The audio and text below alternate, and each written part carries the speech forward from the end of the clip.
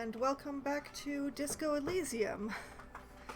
I've been slowly working my way through this game, and this is session number 4. Unfortunately, I did not play last week because of a medical problem of my own, terrible migraine, but I am here this week, and we'll be running until midnight, and we'll see if I manage to make it another few half steps further, or if I just generate another, 300 more quests, which this game seems to specialize in.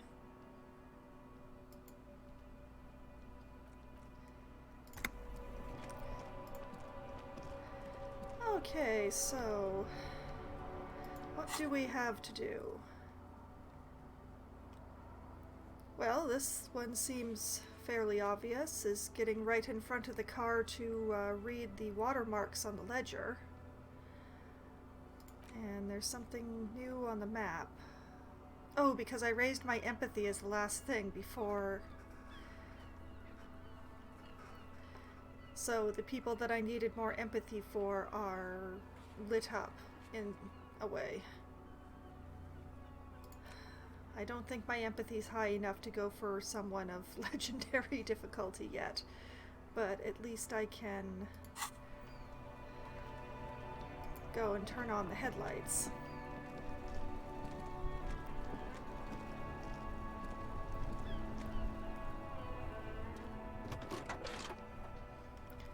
Inside, you see a set of steering levers, a radio microphone, a pull-out toolbox, and the soft glow of the fuel preheater gauge.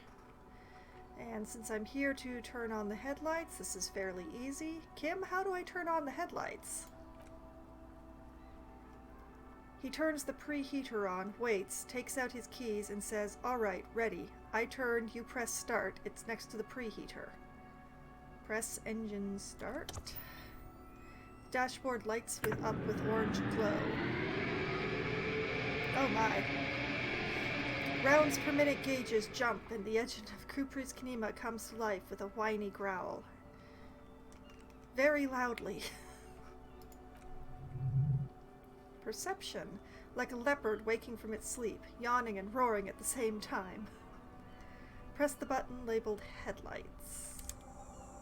The lights unfold with a little click, casting electrical light onto the ground before the vehicle. Kim, there you go. I'll turn them off from the remote once you're done. We just need to stand in front of the machine now. Okay, just close the door then. And this has updated. Yes, now go stand in front of the Kinema in the lights. Yes, okay. And this is the front, so... Okay. Interfacing. As you hold your ledger's clip under the headlamp, an iridescent hologram appears. A street grid in the veins of a great river. A familiar sensation washes over you. Kim, there she is. Rev Call West. There's a note of pride in the lieutenant's voice. Damaged ledger. Around the borders of the watermark are dozens, no hundreds of micro-perforations. Oh, do I look at the shimmering street grid, or do I look at the perforations? Let's look at the street grid first. The rectangular watermark is overlaid with the logo of the RCM, and yet the major arteries of Revicol are all recognizable. They shimmer in the Kinema's headlights. Wait, look around you. Where are we on this? Point to the halogen map. Wait, look around you. A rat brazenly darts past you and disappears amongst the stopped lorries. In the distance, a child somewhere shrieks. A woman reprimands her in a voice no quieter than the child's cry. Kim. Ah, Martinez. He smells the air and says, "Well, where are we on this?" And point to the map. Kim. Let me see. He takes the ledger for a moment and inspects it. Right here, he says, his finger near the top of the map, on a segment of coast jutting out into the great ocean. Okay, so the options are seems nice, seems like a shithole, or I'm sure I've seen worse. I'm sure I've seen worse. Oh yes, Coal City, Le Royaume, the burnt-out quarter. Oh boy, they're okay. Look at the perforations. There are many of them, and they are divided into 3 separate rows. Well, I've already looked at these something else, so let's tally up the different rows. The first row has 18 dots. Not bad, or what about the next one? Well, what about the next one? The next is the longest. It runs all the way around the border and then some. Oh boy, count them individually. Oh. That healed my morale for some reason. You count 216 perforations. Considering that nice large number, a wave of pride washes over you, though you can't say why precisely. What about the last row then? The last row has 3 perforations. 3? That's it? That's it. Oh, hey Kim, do you know what all these holes mean? Those are perforations. They represent your record as an officer of the RCM. They're your statistics, as it were. I should have guessed you'd keep a record. Officers often do. Let's take a look. Rhetoric. Alpha male officers who are proud of their numbers often do. It's meant. Back to Kim. The first row represents your years of service. 18 years? Okay, not bad at all. What did you do before you volunteered? Oh my. Wait, 18 years I've done this? Got drunk like a megastar? I walked the land telling horrors and liars of the end to come. There are 9,855 days remaining. Probably some boring office job, same as everyone else. I feel like I just went around apologizing all the time. Do you really think I have any idea?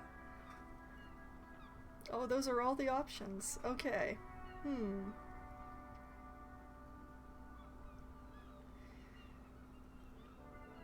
Probably some boring office job. No shame in working a regular job, detective. Sometimes after a long day of doing this, I even envy it. Let's move on, shall we? This next row, the one that wraps all the way around, is your number of closed cases. Closed is good. It means finished. You've got, let's see... Wow, more than 200. 216 to be exact.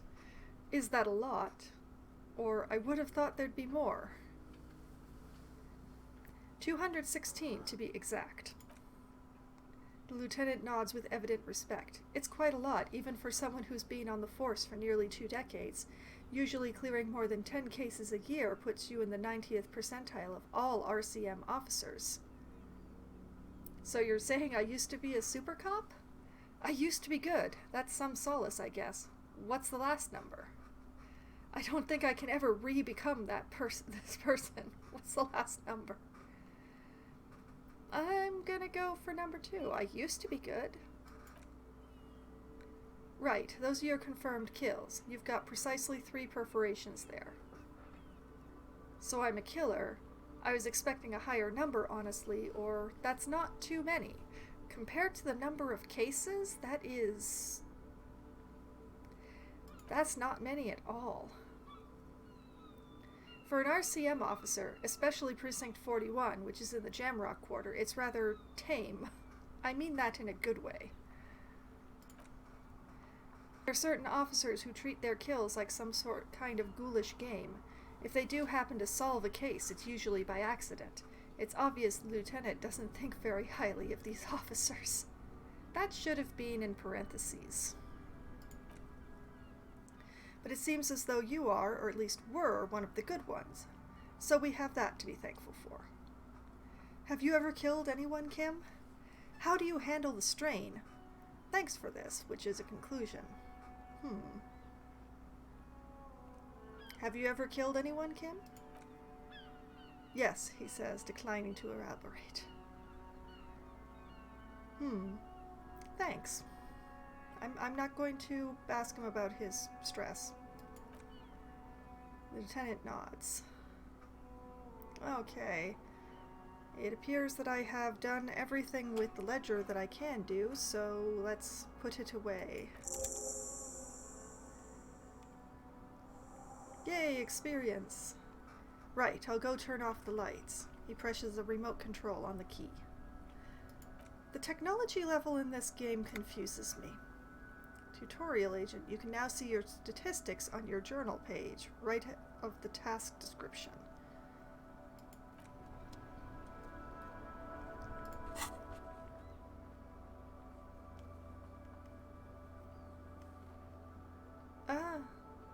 I have 0 points in Superstar Cop, 0 points in Apocalypse Cop, 2 points each in Sorry Cop and Boring Cop, 1 point in Communist, 0 points in Fascist, Ultra-Liberal, or Moralist, 4 points in Good Cop, Bad Cop, 1 point in Honor, and the statistics previously gone over before: 3 people killed, 216 cases solved, and 18 years in service.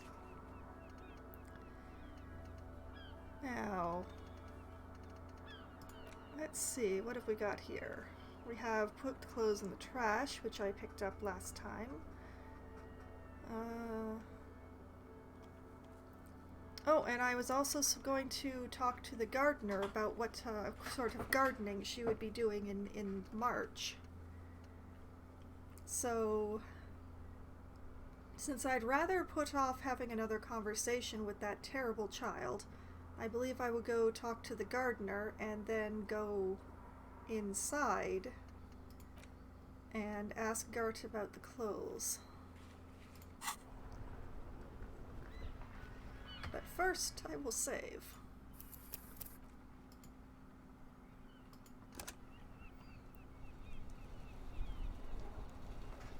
There we go. I've adjusted my settings in the game a little bit, so hopefully it will not be threatening to crash quite as often anymore. I can't believe it's snowing again. The young woman watches the falling snow and sighs. It felt like springtime just a few days ago.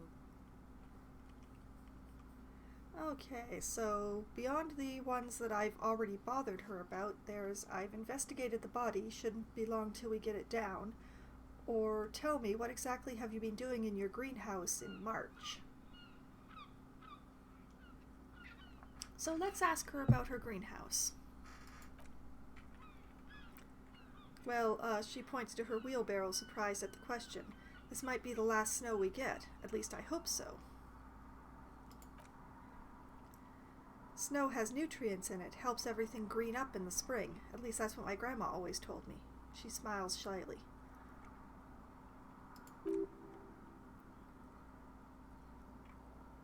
Yes, drama. Yes, think about the cute grandma, not the weird snow.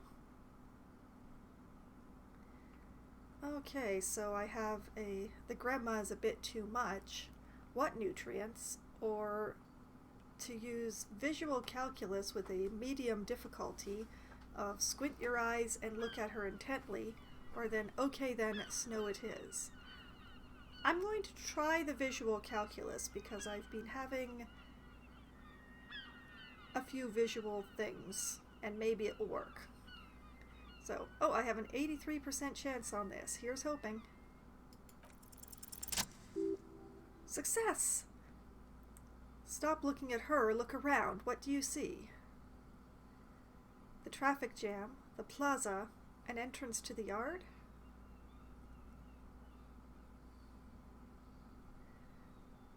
The plaza? That's right, and the canal, the bookstore, the harbor gates. This is a great vantage point for keeping an eye on you.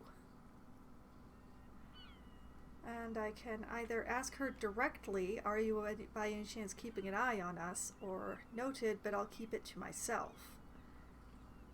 Noted, but I'll keep it to myself.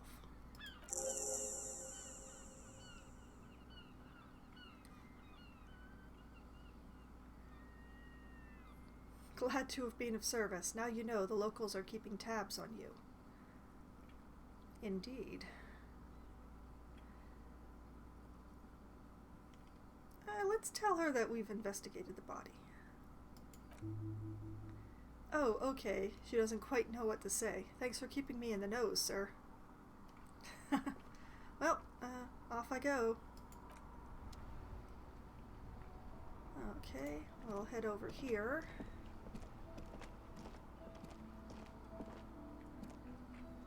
We'll save.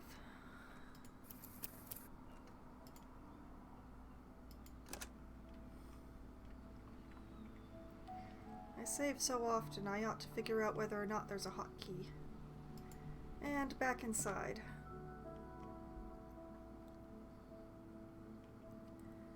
Now, last time I played, I remember that we talked to Gart about getting into the kitchen, and he said that it would be open after 1300, or was it 1400?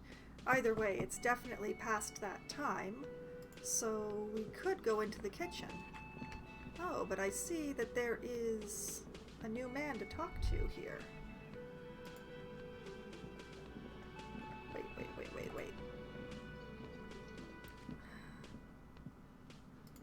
Let's take off the gloves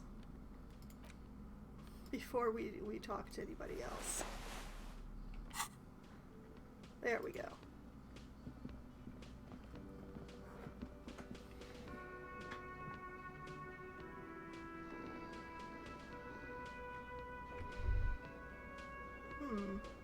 He appears to have nothing to say. Interesting.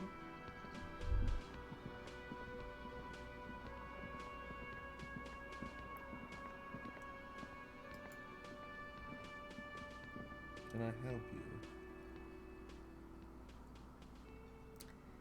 Oh, sure. Let's give him back his trash container. Here's your trash container key. Thanks. I hope you found what you were looking for. Alright, I can say I found the victim's clothes or just trash. Let's say clothes. Let's tell him outright. How strange. I certainly didn't put them there. Okay, so we have, maybe you don't remember putting them there. Maybe you were sleepwalking or in a fugue state. Could someone on your staff have put them there? Or who else has keys to the trash container?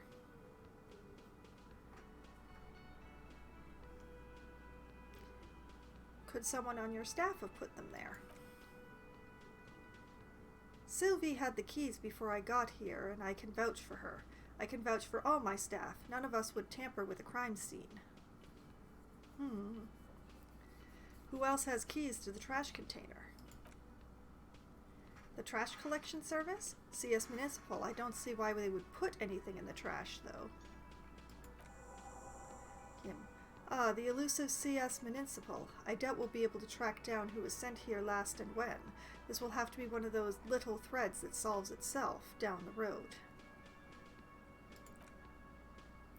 I think they mean elusive with an E rather than the elusive. Thank you anyway. Alright, I'm not going to accuse him of sleepwalking. That seems extremely counterproductive, so thanks. Let's talk about something else.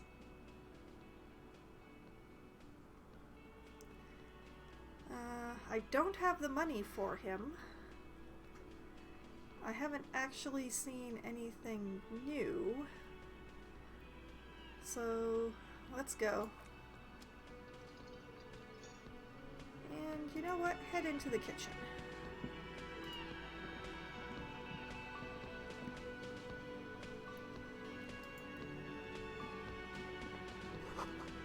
The dishes are drying. They smell of chemicals and pine trees.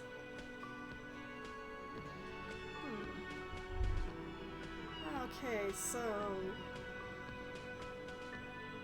this person and the other door and oh, what's this? I will be taking that. And an aroma of spices, alcohol, and tomato hangs in the air. Interesting. Okay, so let's try... Oh, wait.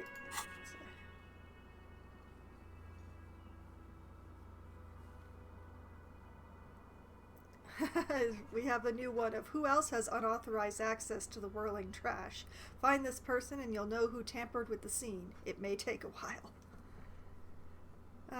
Not so simple as just walking around the same 4 places that I've already been, huh?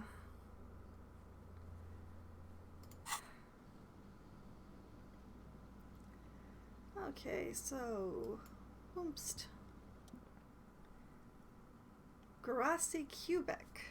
A thin man is smoking below an exhaust hood, occasionally sipping from his mug. This must be the Whirling's cook. As you step in, he nods towards the table and says something in a completely foreign language. The only words you can make out are Garasi and Quebec. I hope I'm pronouncing that correctly, but I'm not very good with the accents of any sort. Logic, easy success. Okay, it's definitely not his name. Whatever you do, please don't call him Garasi Quebec. Please, it's not funny. And so my options are all half a bad plan, according to that. Garasi, I have some questions for you. Mr. Kubek, I'm here on official police business.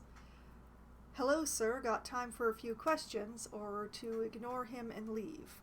So... let's go with number 3, since logic warned me away from the other 2, and I only just started talking to him. The man puts his cup down and replies something, his left hand drawing arcs in the air. Okay, so you've got some impressive pots there, or I don't think I need anything else. Stay masculine. You've got some impressive pots there. He smiles and bangs his ladle against each of his pots of turn.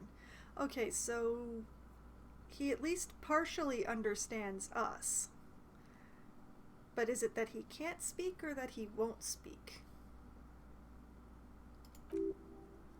Conceptualization. It's almost like music, especially with the sounds of assorted dishes boiling and simmering on the stove. I guess I can't talk to him. That was a whole lot of nothing, but where does this door go? You see a heavy steel door with a prominent dimple lock. It's painted blue. Touch the door. Try to push on the door. I wonder where this door leads. Or I'll be back door. Mark my words. I wonder where this door leads. You do? The lieutenant regards you with patient skepticism. It's a door in the back of the kitchen. Why do you care where it leads? I'm drawn to its cobalt blue. It's part of the whirling in rags. There's something about this place that makes me want to know. Out of duty, we may find something pertinent to the investigation. Or, you're right, it's not important, let's go. We may find something pertinent to the investigation. Yes, I suppose it's worth seeing if we can get in, just to be thorough. As a side investigation. It's hardly a side investigation. You already have a name for it. Yes, a mini side investigation. No, the door is a mega investigation. I'm calling it Behind the Blue Door. The door and the main investigation will merge into a stereo investigation. Oh, I like that last one. I like that last one. I'm going to choose it. If you say so, he looks at the door, then you. Gart is the person to ask about this, the cafeteria manager. Try to push on the door, just as curiosity. The door does not budge. Nope, it's definitely locked. Alright. Back to Gart, I guess. I wonder, if I just keep bothering him, is he just going to snap?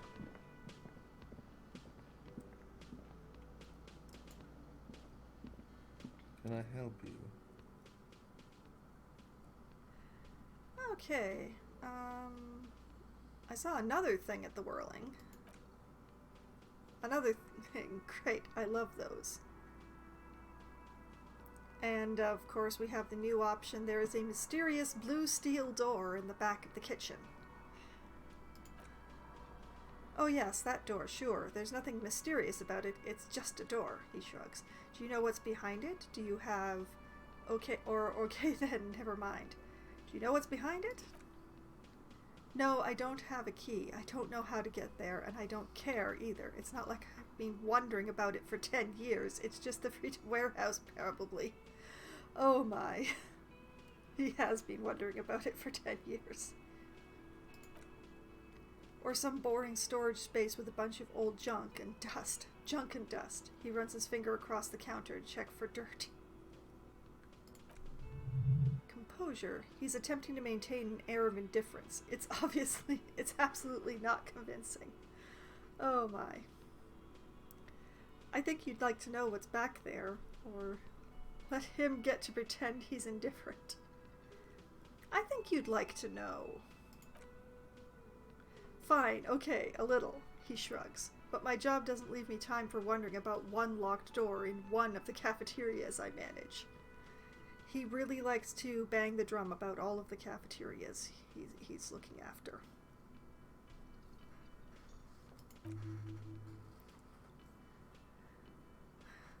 So I haven't opened it. I have cleaned the whole place 100 times over, though, after the animals, and I haven't found a key. So good luck with that.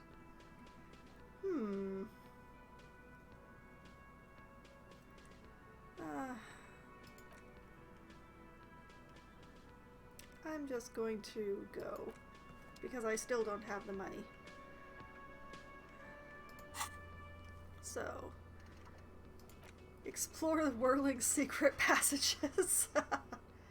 There are strange doors in the whirling. No one knows where they lead. Find a way in and see what's hidden there in the hostile cafeteria's forgotten corners. Find a way into the secret passage.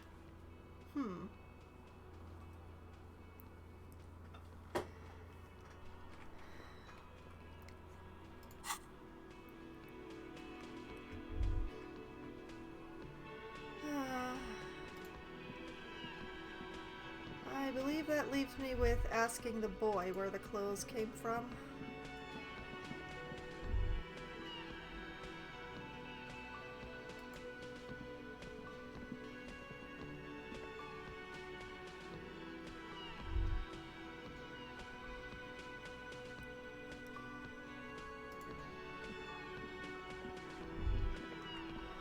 Okay, so we will save.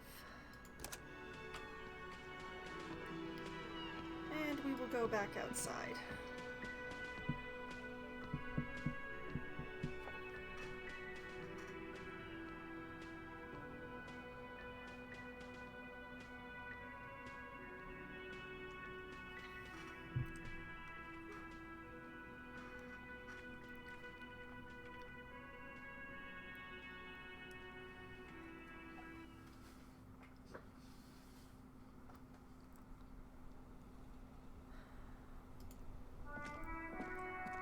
Somehow doubtful that the boy is going to be any more helpful than the cafeteria manager, but...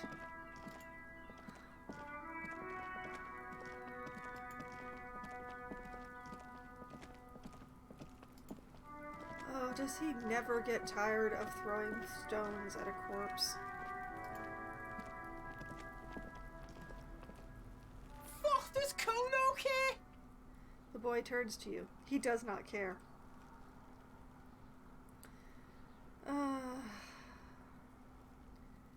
Why not? Maybe I'll get lucky. There's a whole 8% chance now, which is better than the 3% chance last time.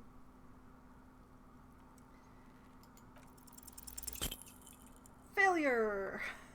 What's going on? He's an ungovernable youth on your crime scene, throwing around incendiary language, trying to push your buttons. Pain threshold. Medium failure. Like you don't have enough on your plate. You see a sudden surge of self-pity coming on. Ugh.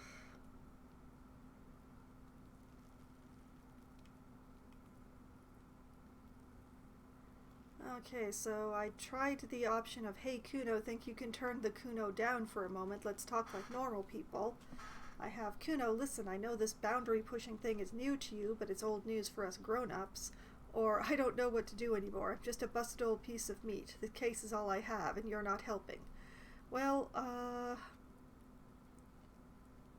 I nearly died of a morale incident earlier. So I'm definitely not going to go for number 3. Let's talk like normal people. Oh, not again. Trying to fuck at the Kuno. Trying to fuck at me. Trying to fuck. He spits fast. Kuno only gets higher. It's faster, faster, faster. Can't take the Kuno. Stay out of the reactor.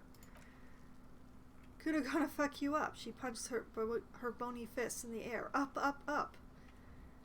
Oh, please go home, little girl. If you are, I don't know. Empathy. Normal is not what we got here. You got to work with what you have for now.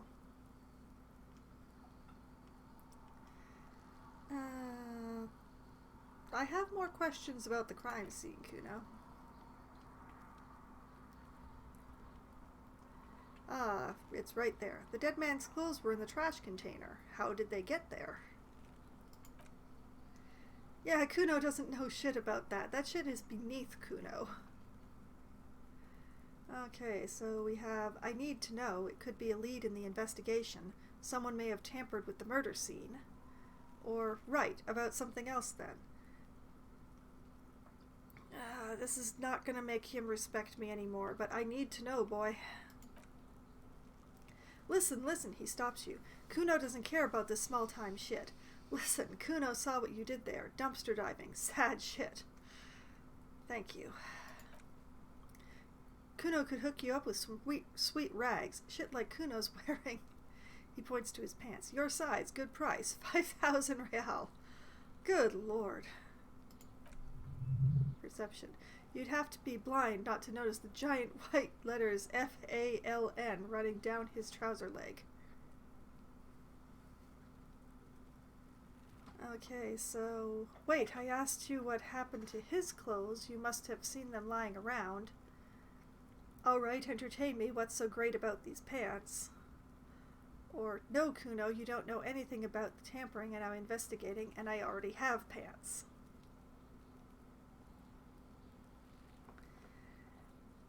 Entertain me. What's so great about these pants?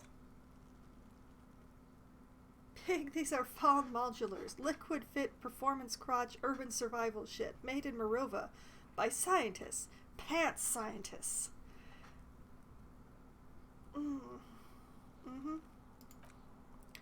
Believe it, you need this shit.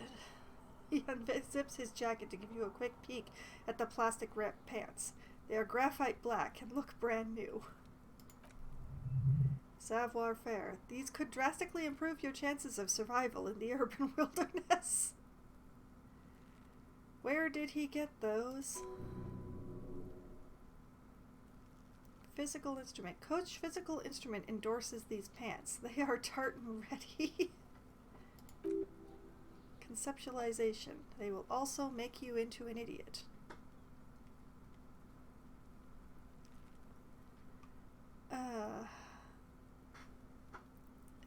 Let's not chase the rabbit hole down for about his pants. Why, I asked you what happened to his clothes. You must have seen them lying around.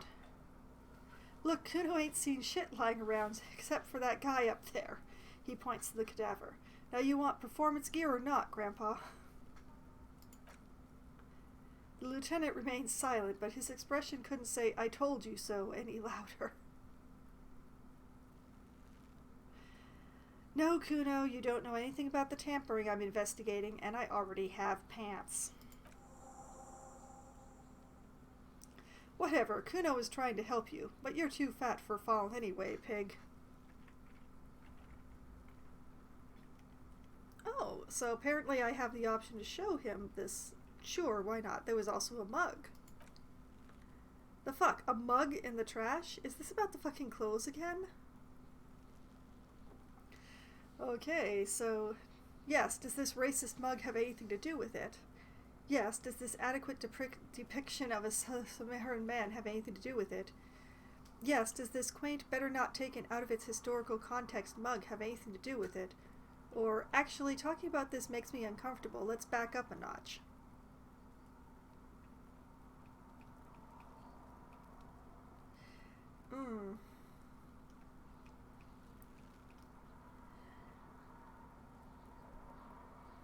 Does this racist mug have anything to do with it? Yeah, Kuno sees where this is going. Kuno's got that fast brain, he whispers excitedly. You saying you pigs are after the mug fucker, 'cause he's the clothes fucker. Can't hear you, Kuno. Speak louder, Kuno. It's exactly what I'm saying, Kuno. Someone has tampered with the crime scene, cleaned some of it up. Shit, that's tense. He thinks for a moment. Someone's going to the beat-down basement, huh? Mug guy gonna get tied to the radiator. He nods in approval. Kuno doesn't know who put that shit in there, and if he did, he wouldn't squeal. But if you find out, maybe you can... Logic. Tell the Kuno who it was. He's curious. He likes putting two and two together here. That's the first time he's behaved anywhere close to a normal human being rather than a caricature. Stop tuning into a pig, Kuno. They're trying to get you hooked on the snitching. She lets out a hiss, even meaner than before. Get away from my Kuno.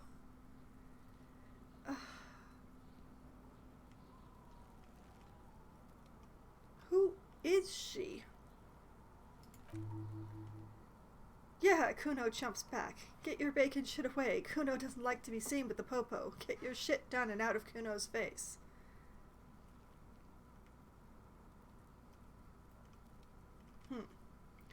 I might have more questions later, Kuno. Yeah. Alright, let's go. Kuno doesn't care. I know Kuno doesn't care. Interesting.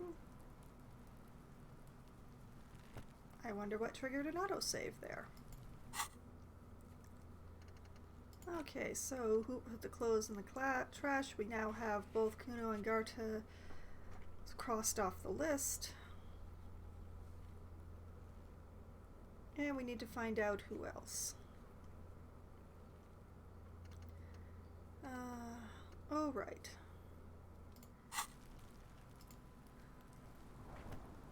Anything new lit up?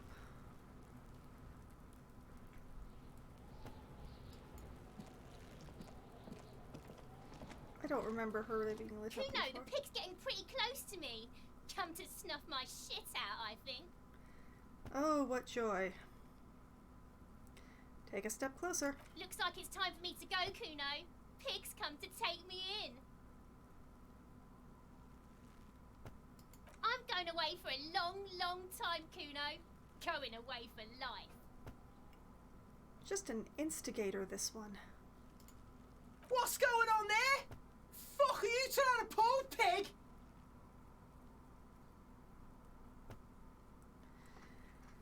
Okay. Listen, child, that corpse made me puke twice, and I was wondering why you don't. What are those strange words you use, girl? Hey, kid, child, converse with me. You there, behind the fence, or walk away and give up.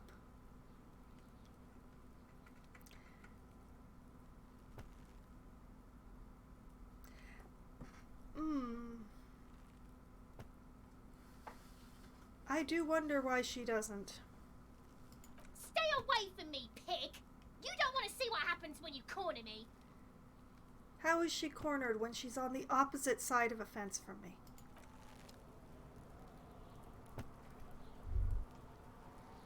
Oh, there's all sorts of stuff over there. I wonder how I get over there.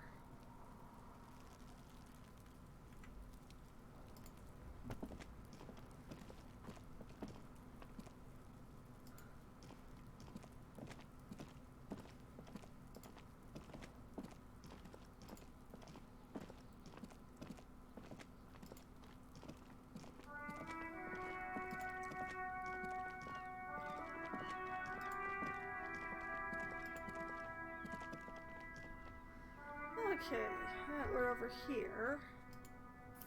And away from the terrible children.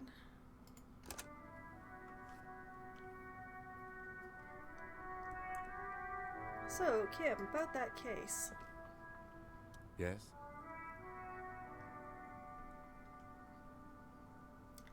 Tell me about the case. What do you want to know?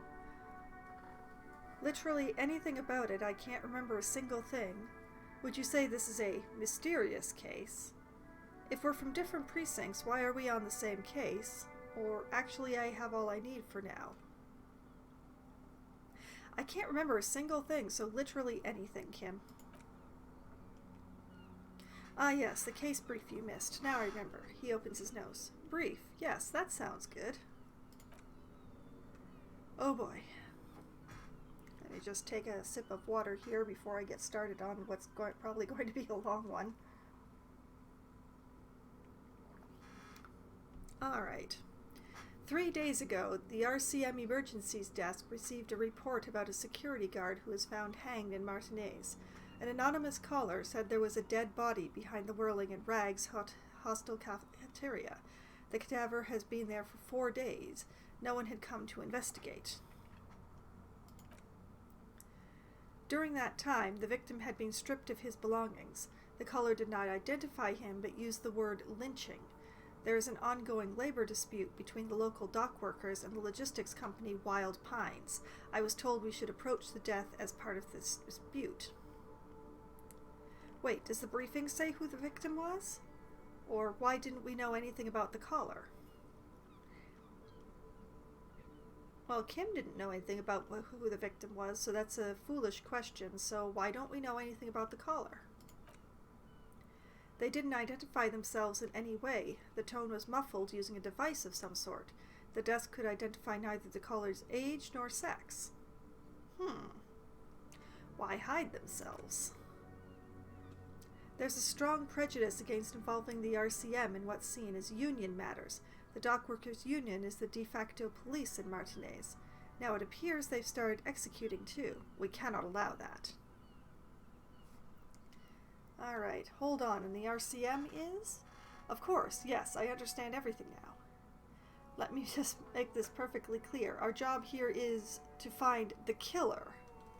Or I still don't understand anything.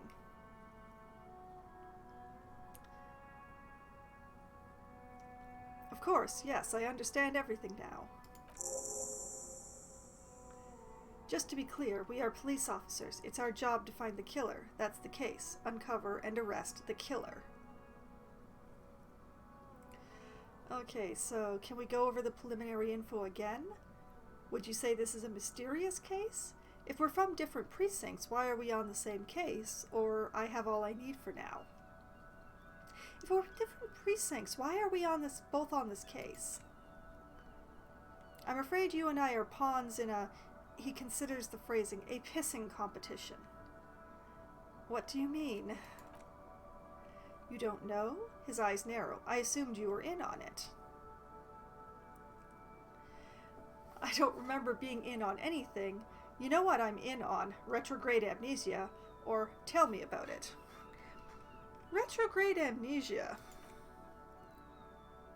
Better still than an imbecilic cop-off. Oh no. Cop-off or tell me about it. Cop-off. Cop-off? It's just stupidity. The lieutenant shakes his head.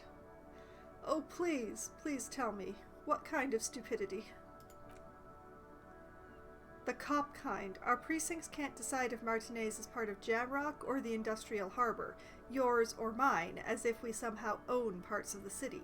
Typical street gang mentality. So we've let the Union make a mockery of law enforcement here, and now it's come to its natural conclusion. Ah, so this is a struggle over who runs Martinez? Well, sort of. It's less a matter of who gets to police Martinez than who has to. It's an orphan district, in other words. I think the dispatch desk just told both our stations about the hanging. There was quite the brouhaha at the 57th, I can tell you that. Time to settle it, they said. Cop off. But, he leans in, I assure you, I am not their finest or toughest, with 102 cases solved.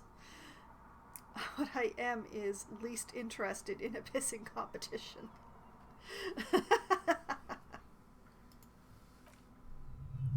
Reaction speed. Easy success. So, he volunteered to represent the 57th, but not out of competitiveness, on the contrary. Encyclopedia challenging success. Somewhere in your mind hangs a dark green blackboard. There are 2 columns. One says cases solved, the other confirmed kills.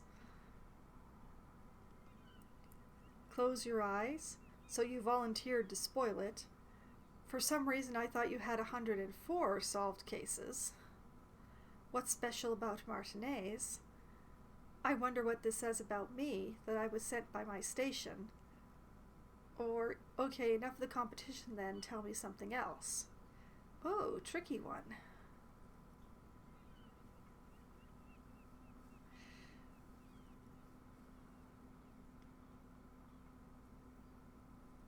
What's special about Martinez? But I'm tempted by Close Your Eyes as well.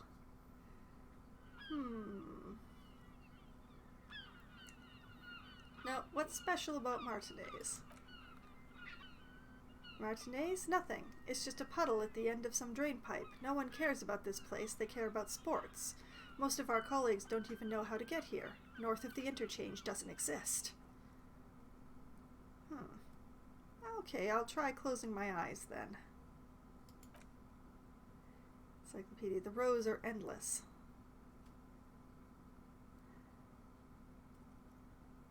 Look for Precinct 41 or open your eyes. Look for Precinct 41. Let's follow this rabbit a little. Jean Vermeer, Judith Minot, a special consultant. What was his name? Then the rows degrade into green nothingness.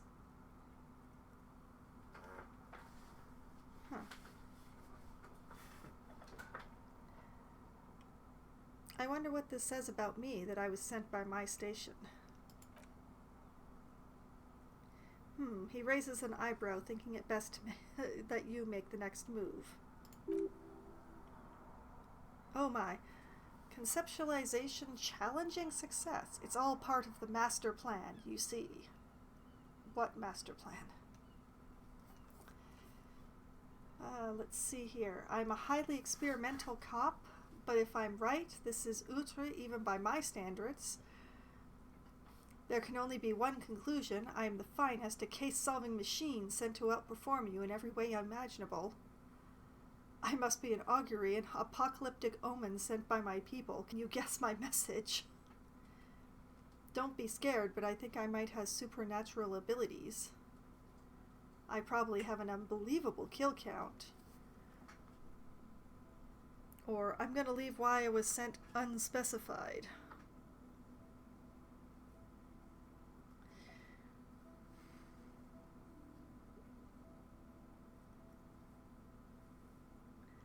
I don't know.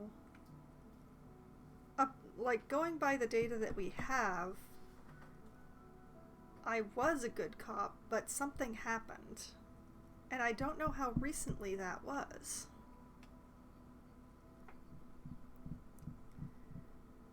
The something probably has something to do with the woman who wrote the letter that was in the secret compartment of the ledger. I'm going to go with I'm a highly experimental cop. Really, his highbrow gets raised one more notch. I arrive at the scene 3 days early, drink myself to oblivion, fully re-immerse myself in this reality, and then work the case from an angle so crescent fresh it produces never-before-seen results, not only for criminology, but for the human mind. Or forget it, it's too much.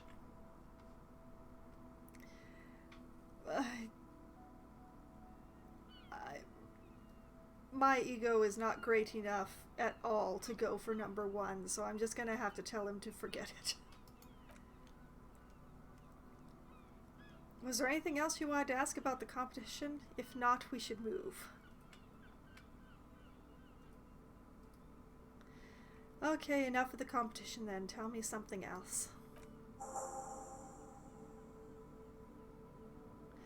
Secret task completed. Oh, I have tasks that are a mystery even from me? Great.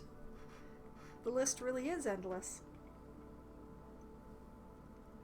Yes, it's a wholly pointless matter. Forget I ever mentioned it. Okay, so I have a new thing, which is Logic Formidable 13. Why did the 41st send me?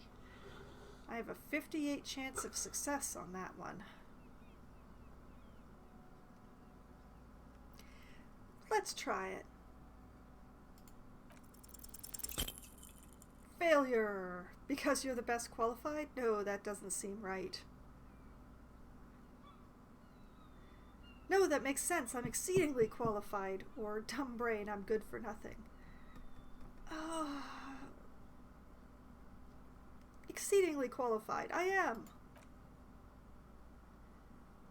If you're so well qualified, why can't you remember why you were sent? Anyway, don't keep the lieutenant waiting. I can try that again if I raise my logic. Oh dear.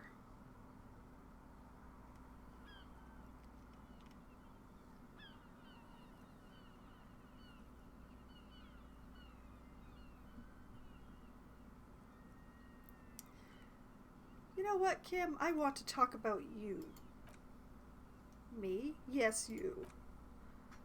I don't see how my life is pertinent to the investigation. We'll work better together if we have more rapport. Come on, Lieutenant, open up a little. Or, you're right, what's there to know about a lame binoclard? We'll work better together if we have more rapport. That's a fair point. All right, for the good of the investigation, what do you want to know?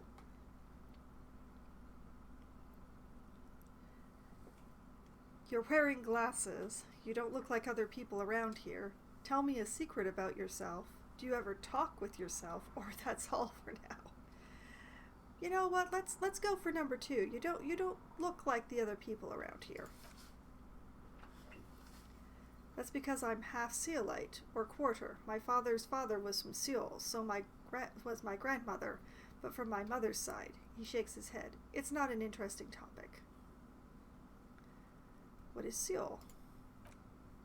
It's part of the world, officer, a geopolitical entity, and a geographic division.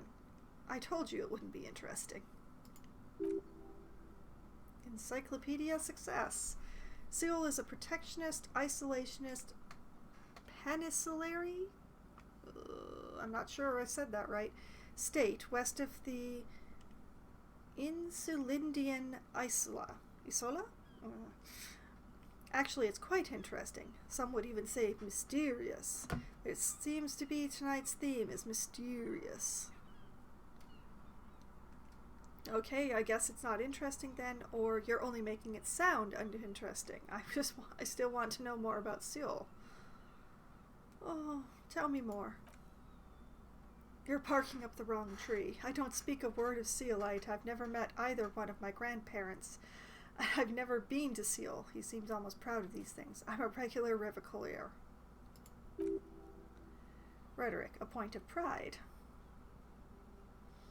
Tell me a secret about you, Kim. The lieutenant narrows a single eyebrow. No. Okay. I guess that's all for now.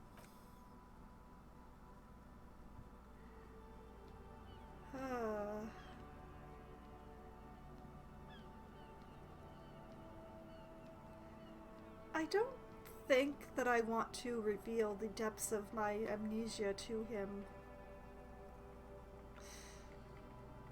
But I have to admit I'm curious about what happens if I do. I think you should know I can't remember anything. No response. He just arches his brow. He's having trouble processing it, believing it even. Okay, I mean, I feel like I must repeat this. I don't remember anything. There was heavy drinking involved. Or, okay, forget it. Okay, forget it. A moment passes. The lieutenant glances at the sports watch on his wrist. Okay, let's just end this terrible conversation.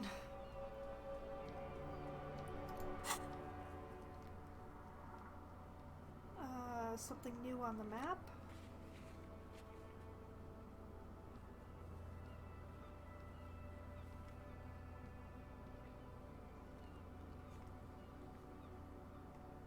Because I have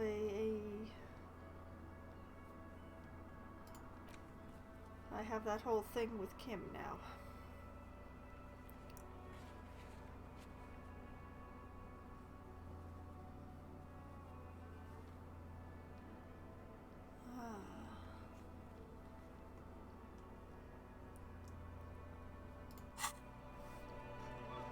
Well, I could try that dude again.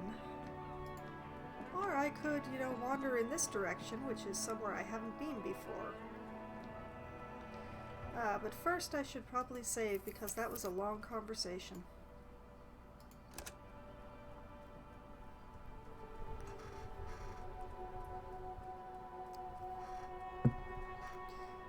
Okay, here's a thing. A mail collection box. This post-Lavouchiere mail collection box has been heavily vandalized with graffito. A closer inspection reveals 2 bullet holes in the front. Perception. A faint sticker on the side reads, RCM Emergencies Desk, note number 81002, with a slogan, Mankind Be Vigilant. Good day, mail delivery box, and pat the box. Fuck you, mail delivery box, and kick it, or just leave. Good day.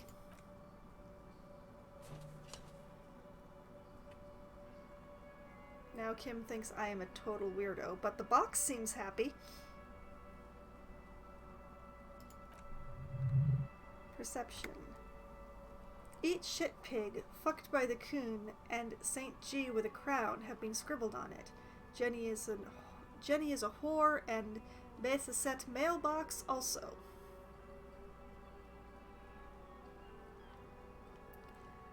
I feel you, mail collection box.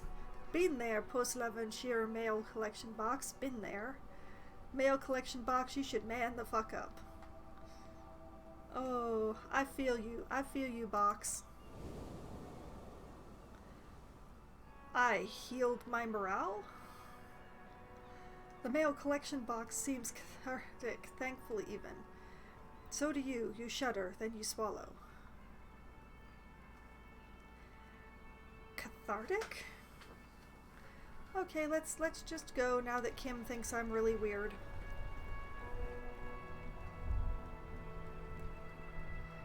Okay, that's the car down there. There's a person and a thing to look at over here, so let's go over here. Oh, there's multiple things to look at over here. There's so many things. This book has a rose, a pistol, and a half-naked name on its cover. Oh, it's a book stall. On the cover stands a very muscular man surrounded by flames, and something lit up for me. The book is titled Man from Jimental and the Wild Fire. Interesting. Okay, more books. This book is about pâté. This book, you don't really understand what it's about, nor does it seem important. A book about boyadero culture. It promotes freedom and roaming upstream. A book about the future. The government reads your mind using radio technology. Okay, that's a lot of books.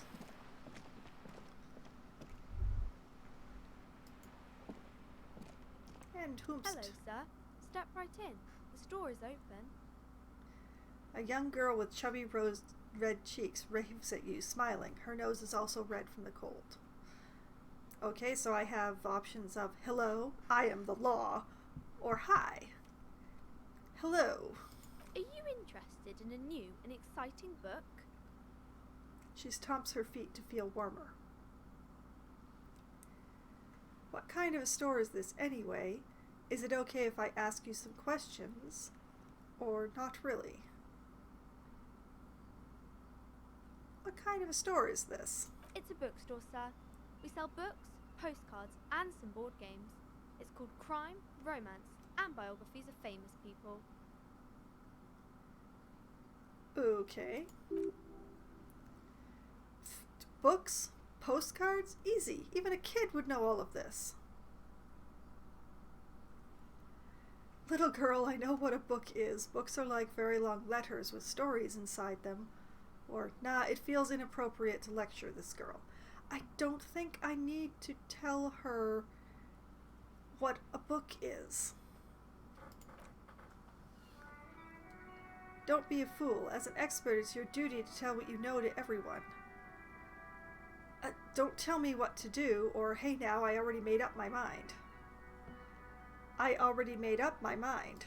Sir, are you okay? You've been standing here silently for a while now. Okay, so I argue with myself in slow form. Is it okay if I ask you some questions? Okay, sir. I'll try to answer any questions you have. I hope they're about books. What is your name? What is this crime business? What is a romance? Who are these famous people? Or, okay, got it, see you around. What's your name? What is your name? My name is Annette, sir. My mom, her name is Placence. She owns the store. She's inside minding the register or organizing the stock. The girl gazes at the window, then suddenly jolts, her eyes wide as if recalling something. Feel free to step in and browse our wares. And you're standing out here in the cold because... Or, okay, I guess I will. You're standing out here in the cold because... I'm signaling that the store is open. She nods eagerly. Otherwise, people might not know. They'd miss out on the crime, romance, and biographies of famous people. Which would be a tragedy. I should have a word with the store owner, maybe. Such a good trooper you are, already learning the value of hard work. Pat her head. Or I could help by brutally dismantling the free market.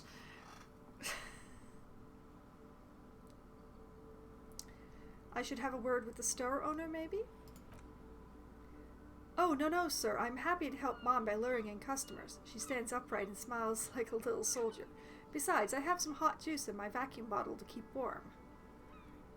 Oh, so now we have a shouldn't you be at school or something? What is this crime business? What is romance? Or who are these famous people? What is this crime business?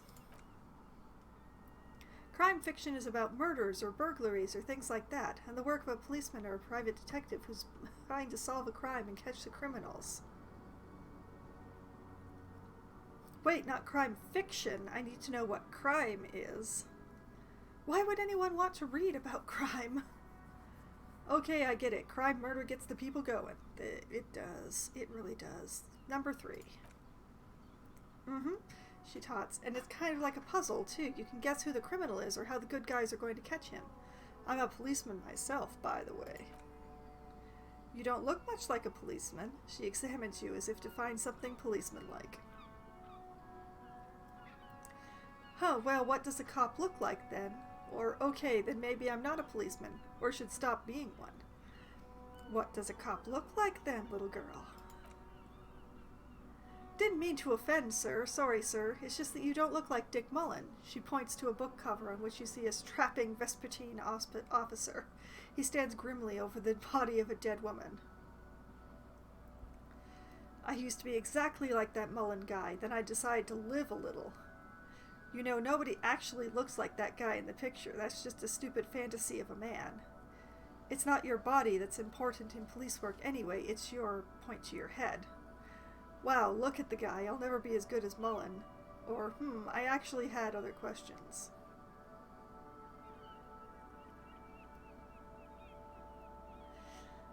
It's not your body that's important in police work.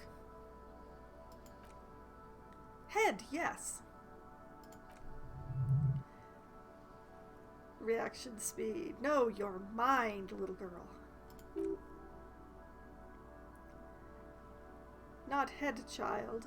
Heads. I don't know what my drama is talking about, so we'll just move on. Flexibility. There are millions of different people out there, and you have to get into their heads. Sometimes you've got to be the killer to catch the killer. Oh, that explains it. Ah. A quicksilver mind. This Mullen guy looks like he needs 4 hours just to come up with a single idea. You know, flexibility. Flexibility. Isn't that very dangerous? She examines the picture of Dick Mullen. Policemen live and breathe danger, little girl. Mullen obviously lacks the chameleonic skill. Oh, boy. Unlike you, sir, she smiles mischievously. He's just a fictional character. He's no match for you. Oh, she's learning the trade so young.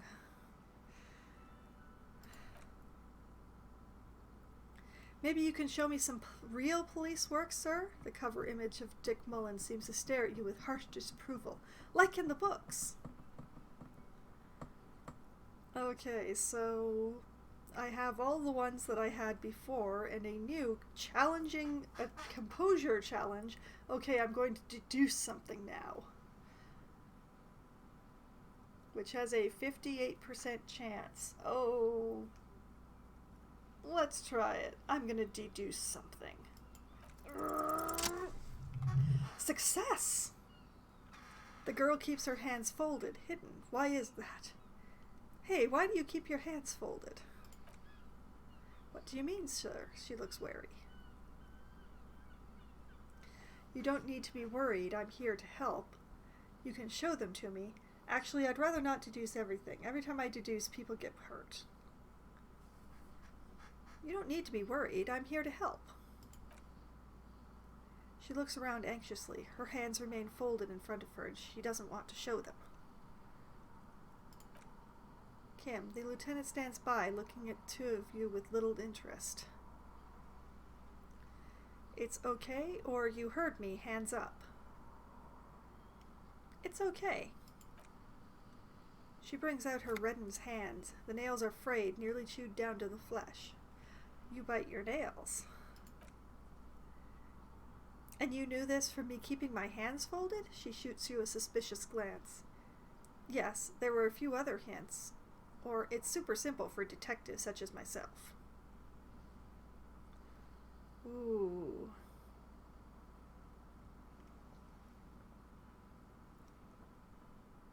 There were a few other hints. Well, that proves nothing. Anyone could do an easy deduction like that. Her eyes flash with defiance. She's not impressed. Want more? Bet I can figure out why you bite your nails. I've got a few reasons in mind. You think so? Fine, do better. Deduce something about me. Ooh. I've got a few reasons in mind about why you might be biting your nails. She nods, half provocative, half enthusiastic. Okay, you're uptight because of your mother and the pressure she's putting on you. Rats have been nibbling on your fingers, child labor in dismal working conditions. Chewed on nails means you're recycling your body material. It's an intense dedication to the way of business. There are no riches without personal sacrifice.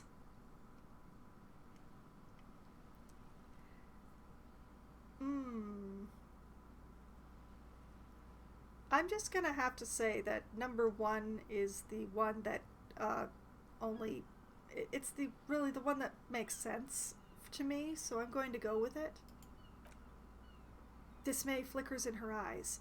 Maybe so, sir, she sighs. Okay, I know it's a bad habit and I shouldn't.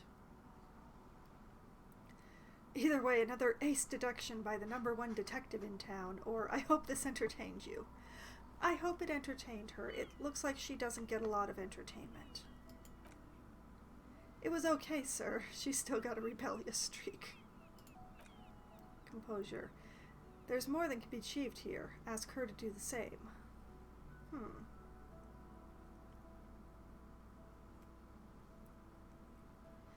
You think so? Fine, do better, deduce something about me, or that was a masterclass move. Whatever, kid, I don't need to prove myself to you.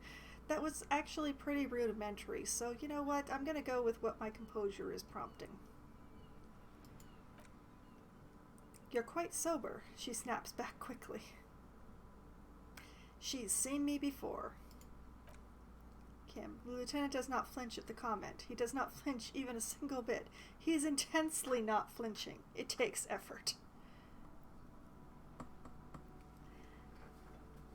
Wait, how do you know I'm usually not? Yeah, about that. Maybe you could point me towards some booze? And I'm having a grand time. I'm also sad and my head hurts. How do you know I'm usually not? I bet she's seen me. Because you usually aren't.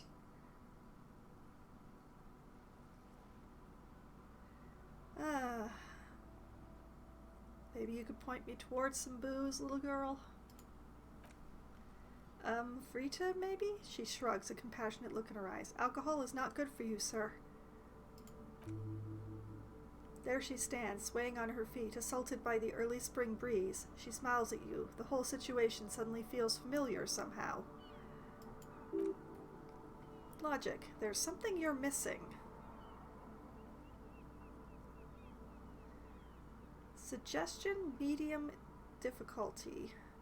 What are you missing here? Why does this feel familiar? Ooh, 8% chance. Why does this feel familiar? Yeah, failure. You have absolutely no idea. Familiar how? You must have forgotten something you heard again. Shouldn't you be at school or something, Annette? I do my studies at home at the moment. I have to help Mom keep the place running. Isn't going to school more important than this? School is stupid. You're lucky not to be there. What is school anyway? Isn't going to school more important than this? Mom says it's necessary to do both because it builds character. Mom says a proper worker is dutiful. That's how you get ahead in life. You succeed. Composure. There's stress and unease behind these words. She's reciting etiquette. So how is the business doing? Mom says it's peachy. She was a little afraid at first. There's talk about this house being, she looks over her shoulder, cursed. Cursed? In what way? Or, good to hear that it's going well. I'm sure there's nothing to worry about. Cursed? Cursed in a way that makes them say that no business has ever really thrived here, sir. That they all go, she's looking for the right word, bankrupt, ass up, or say nothing. Say nothing. Well, they run out of money and have to stop doing business. I don't think curses are real, or this sounds rather serious. I should probably look into this. I don't think curses are real. They shouldn't be, but they seem real. Anyhow, they say that these grounds are doomed for businesses. It's just regular trading and selling of things, child. It doesn't work out for most people. Or they're not doomed, but your mother should learn from their mistakes. Oh, I like number 2, actually. Learn. Of course, sir, she doesn't know what else to say. I'm not going to bother asking about romance, because I have a feeling that's going to go down an inane road that I'm going to regret. So, who are these famous people? Oh, kings and queens and generals of old, or artists and writers, or musicians, those kinds of people. There's usually something extraordinary about them. She scratches her cold reddened cheek, then continues. I think that's why people read them, to find the secrets of their fame. Logic success. Seems like most people who read those books fail to get more famous from reading them. And that is ending up with, reading those doesn't make the readers more famous, does it? Or, right, I had a different question in mind. Oh, I am supposed to be playing the intelligent character. Why am I not getting any intelligent statements? I mean, I know I have an untreated hangover, but this is getting ridiculous.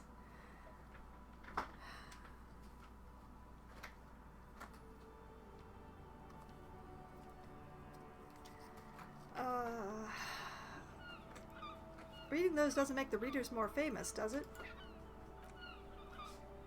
But it does make the famous people more famous. She smiles gleefully. So, fame sounds delicious. Maybe someone will write a book about me one day. Fame is for vain people. I have better things to do. Or these famous people sound like a bunch of dorks. Fame sounds delicious. Why would they do that, sir? Because I'll be a superstar cop in the papers and everything. That'll show 'em. Or, why indeed? I'm just an old, tired cop. What use am I? I only have one morale. I cannot afford morale injuries, so I guess I'm just going to plump my own ego. I'm a superstar. That's so cool. Maybe they'll make a book cover picture and everything. Standing over a dead body, holding a gun. Oh. Okay, see you around, Annette. Bye. You're so much better than the other children. Well, I guess I might as well save.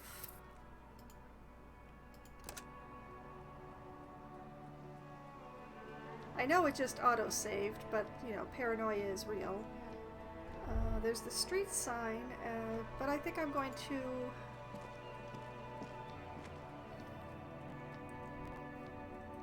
go into one of the very long loading screens. Oh, F5 for a quick save? Ah, that sounds... I will have to try that when I'm no longer in the loading.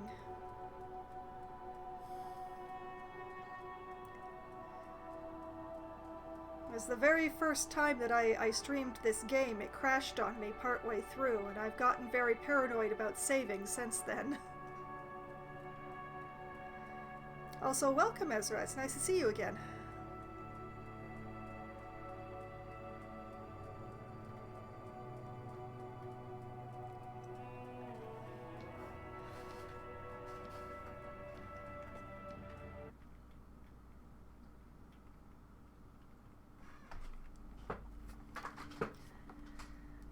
Oh, it's definitely the interior of a bookstore. Oh, I haven't died yet, although I came close one time because I got a morale injury, and with only one morale. There are so many things in here. Well, I guess I will talk to the lady and then browse the store, and hope that that's not a bad decision of choice. Welcome to Crime, Romance, and Biographies of Famous People. My name is Plaisance. The clerk extends a greeting. Be welcome, and please take responsibility for the energy you bring into this space. Interesting. Before we go on, you seem to be well off enough. Can you give me some money? I feel there won't be an opportune moment to ask later. So, are you the owner of this store, or no thanks?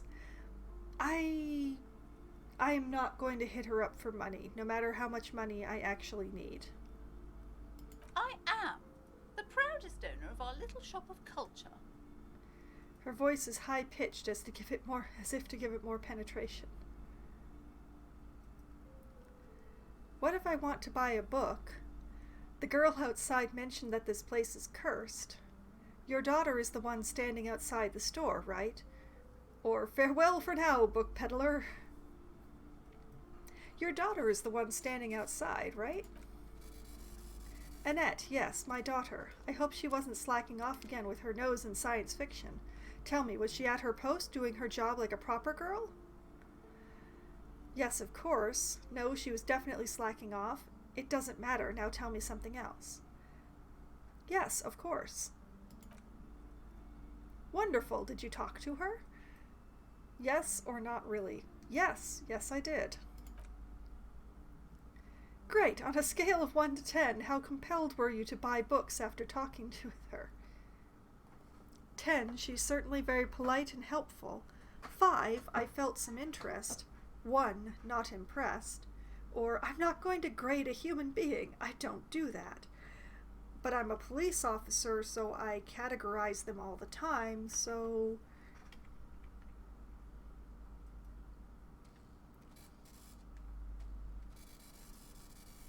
She's certainly very polite and helpful, and she was polite, and answered all my questions, without asking why I was asking the questions.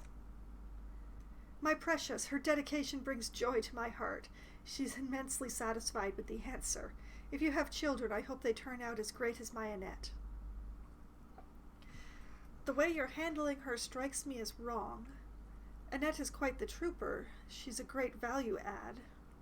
I'm here to dismantle a free market and abolish child labor. All this pressure has made her really anxious. You know she's been chewing her nails? Or, okay, let's change the subject. You know, all this pressure has made her really anxious. You know she's been chewing her nails? God, I've told her to not do that. It's such a disgusting habit. Her voice is firm. She'll get over it. Anxiety is part of life. Well, yes, but that doesn't mean that you need to, gift wrap it and hand it to your children. I don't think she can do anything about it, or, okay, forget it. You know, I don't think she can do anything about it. She can if she has enough willpower. That's what's called growing pains. Life isn't easy. Life doesn't give breaks. Oh.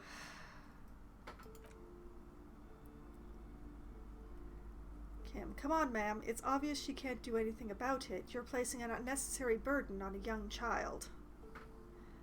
To which I can add, what you're doing is wrong. Even I know that, and I usually don't know anything. That is true, and obviously the will of the market, but maybe make an exception for your daughter? Or, yeah, actually it's super alright for kids to chew their hands off. Forget I said anything. Okay, I don't think that the last one is actually sarcastic. So, I'm going to go with number 1, even though it once again makes me sound like an idiot when I'm playing as an intelligent person. She stands stiff and severe, silently fuming. 10 or so seconds pass without change. Rhetoric. She's looking for one, but there simply aren't any good arguments for being an asshole.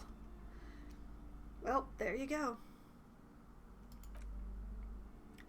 All of a sudden, she exhales sharply. Her shoulders slump down. Oh no, she mutters. Hold on, I need to invite her inside and apologize. She must be freezing out there. There, she returns with a nod. I don't know what to say to you. My husband, he tries to teach me business lessons. I have what my mother called a dull mind. All this stress. She stops, but her mouth keeps moving. Hey, I leveled up. No, Annette did not actually outright mention anything about biting her nails, but I got into a discussion with her about crime fiction and how I don't look like the cop on the cover of the detective novel that she likes. And I said I would deduce something and managed to correctly deduce that she was biting her nails due to anxiety. It was actually a nice little success on my deduction skills. It was only a 58% chance. I'm quite proud of me. And the RNG. I suppose I should praise the RNG. All praise the RNG.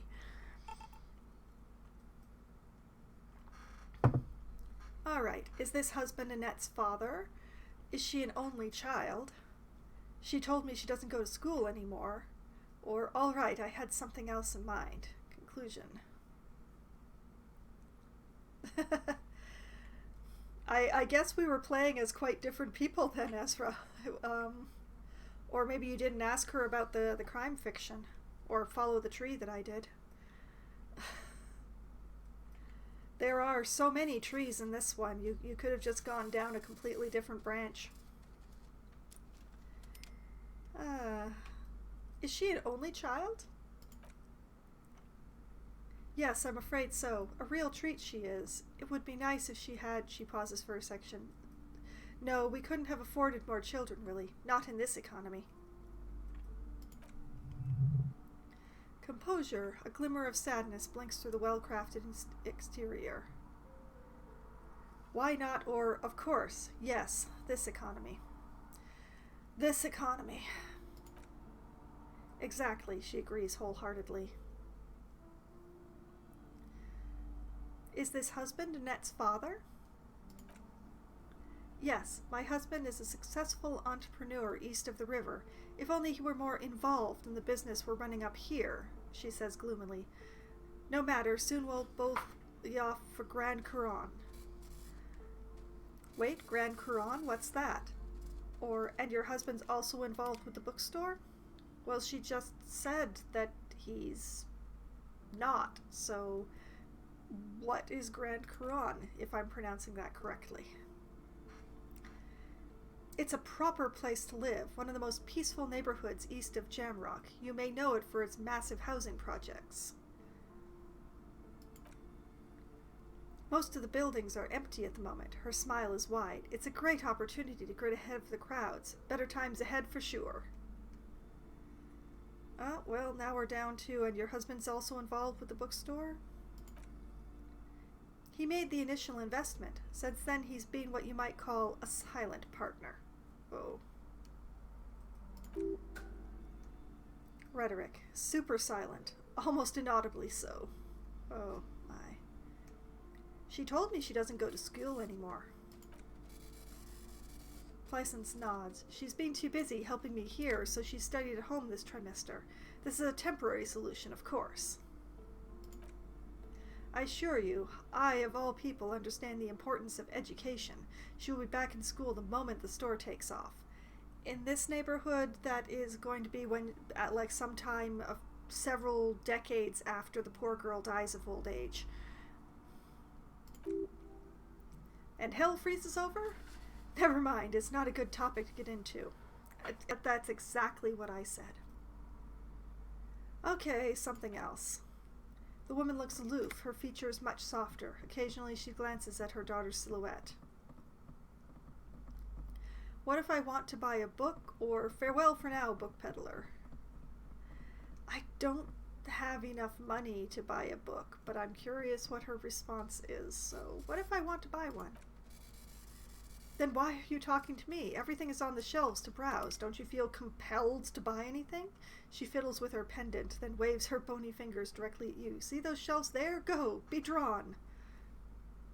So what types of books do you have? Or, all right, I'll take a look then.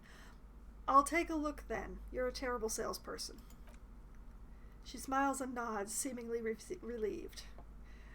Farewell for now, book peddler. Okay, now there are so many things in here. Let's start with the eye-catching display. Mountain of board games. A small mountain of colorful board game boxes. There are numerous types of games for all ages. A lot of shelf space seems to be taken up by rural-related merchandise. Storekeep, what board games do you have here? Or look through the pile of rural-related items.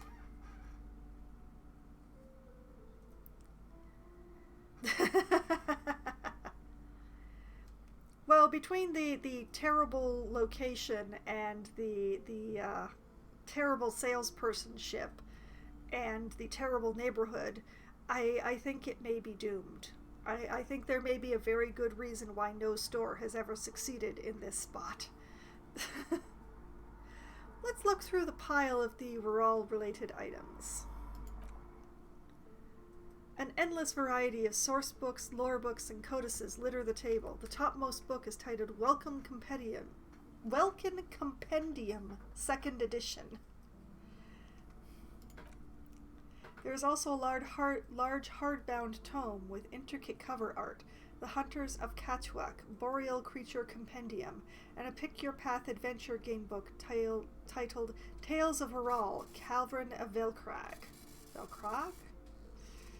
Ugh. Pronunciation is not my strong suit. Why did I choose a reading game? Books in a board game section? Who wants to read books? Anything that really catches my eye? Or, maybe I'm not into all this Bioclard stuff. Yes, the names, I take my best stab at them and then I either give up or just, never read them again. Anything that catches my eye? Because as an actual glasses wearer myself, I'm not going to insult them when I'm given a different option. There's a box that says Raal, 3rd edition Mega Settling Supplements module. The side panel notes, a fantastique adventure board game, new maps and miniatures. A sticker on it displays 25 real. I have 175. I'm not buying anything. Logic, that price is steep, but then it's a 3rd edition Mega Settling Supplement, so it makes sense. Oh, and if I build up 25 whole real that I don't have anything better to do, I could absolutely buy the game. Oh, wow. Storekeep, what board games do you have here? Wonderful board games, sir. The Viticulturist is a classic for sure, or perhaps you'd like Archipelagios of Insulind, an educational game for those interested in geography. Raubritters is a fun game of economic competition, but can get quite intense after a while. We have games for the whole family. You can play with your children. Look at me, who'd want to have children with me? I don't feel as if I have any kids. Or, yes, kids, friends, chicks, I have all of those. I don't feel as if I have any kids. Whoops! I clicked the wrong one. Oh, yes, kids, friends, chicks, I have all of them. Oh, dear. Oh, I'm a different person now. Then you're a lucky man, officer. Children are the greatest of treasures. She fiddles with her pendant, thinking. Oh. For playing with friends, I'd recommend Suzerainty. It's a civilization building game where you build a civilization, then set off to brutally colonize and repress other civilizations. It'll cost 12 real. And now there's an option to buy that game for 12 real that I don't have. So what about all these rural things? Lousy auras there, she shudders. No role-playing games are popular among those types, who are into those kinds of things. Personally, I don't like it. Not at all.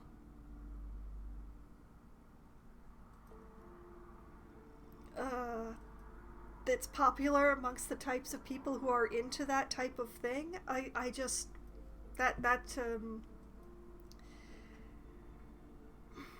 Way to circle around your statement.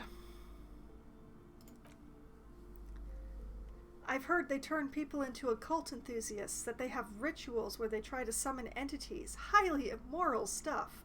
You can still buy them, though. She looks at the table, crossing her arms. So if it did actually scrape up the 25 real somewhere, she would really look down on me for buying that. But she'd sell it to me anyway. Why do I have an inventory notice? Oh, it's not. Oh, it's because I leveled up. Oh, yes.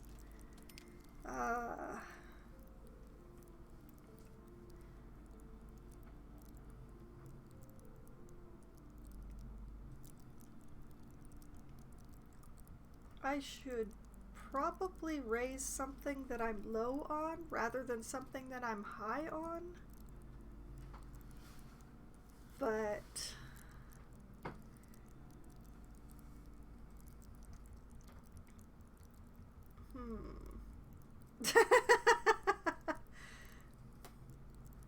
why should I raise my drama? It's been doing nothing but confuse me this entire game. Oh, it helps me to detect lies. Oh, I see.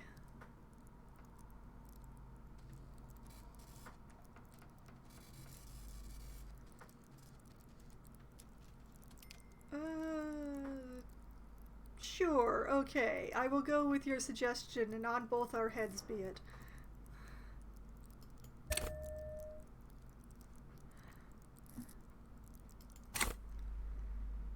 Anyway, let's see if... Oh, it is the quick save button. Thank you so much. Alright, hopefully I'll remember that next week, too. Let's see, what else can I look at? There's this over here. Gift books and molten candy. Molten? Oh, what is this? Oh, my map updated. Why did my map update?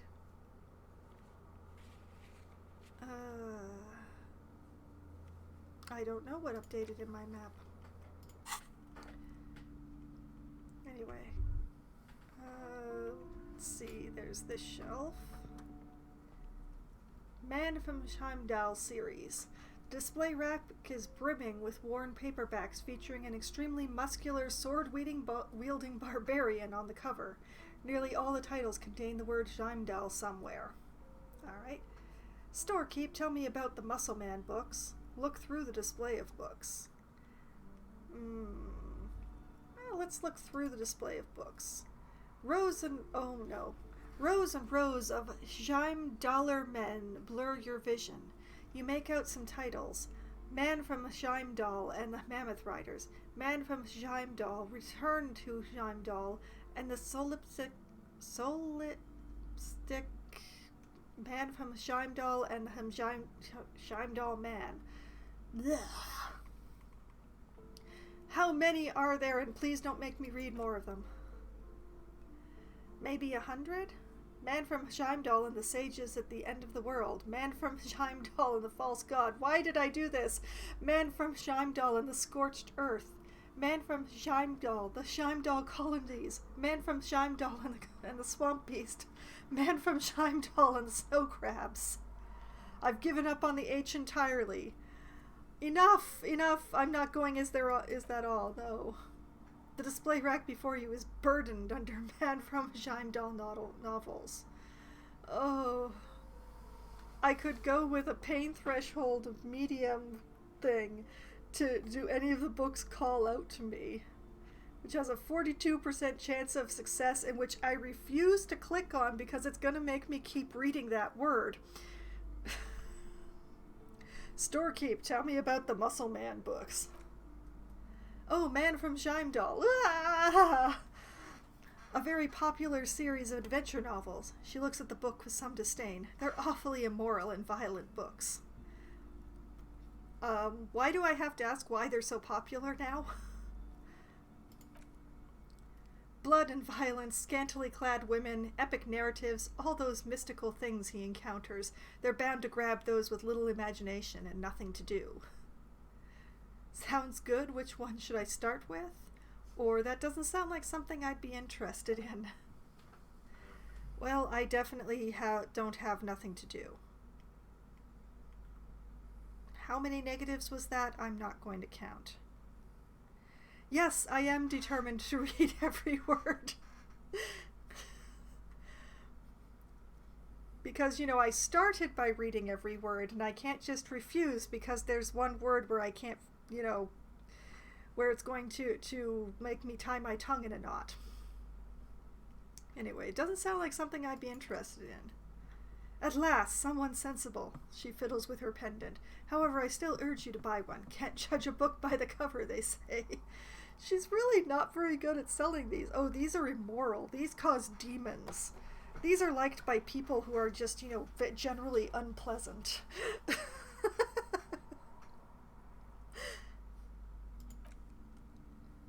If you're a novice of the series, I'd recommend... Heimdaller Man, the man from Heimdall. It's supposed to be a good introduction to the series.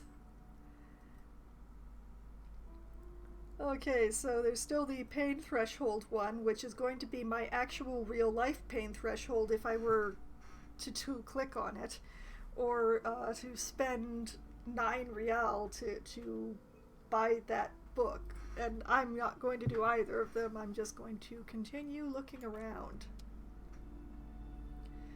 Let's see, we've got another dot here. I'm glad the child is indoors now. Old sports magazines tucked away in a dark corner. Oh my. And what's over here? The book collects the national recipes of Arda. They are all about lake trout. Okay, I think that's everything on this floor, unless I talk to the girl again. Or unless there's something over here.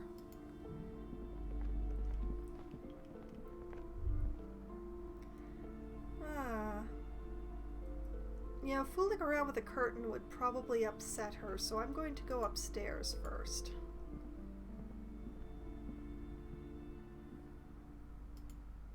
What about this shelf? Shelf of crime novels. These shelves are overburdened with books from the same series. You see the name Dick Mullen over and over.